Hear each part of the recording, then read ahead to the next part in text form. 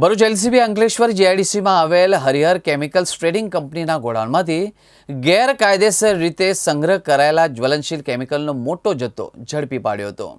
પોલીસે આ મામલે એક આરોપીની ધરપકડ પણ કરી વધુ તપાસ હાથ ધરી છે.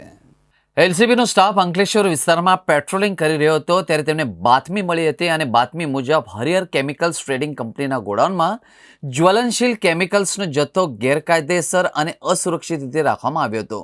એ સમયે એક ટેન્કરમાંથી બેરલોમાં કેમિકલ ભરવાની પ્રવૃત્તિ ચાલી રહી હતી. આ બાતમીના આધારે પોલીસે દરોડા પાડ્યા. સ્થળ પરથી બેનલાઇઝિડ હાઇડ સાને ઇડીસી ઇથિનિલ ડ્રાય ક્લોરાઇડ્સ કેમિકલના કુલ 125 બેરલ મળી આવ્યા હતા. પોલીસે આશરે 23.67 લાખ રૂપિયાનો મુદ્દામાલ જપ્ત કર્યો હતો. પોલીસે ગોડાઉન પોઈન્ટ પાસે પ્રયાસ હોમ્સ ખાતે રહેતા કિશોર ઉર્ફે અલ્પેશ નાગજી પટેલને ઝડપી પાડ્યા હતા.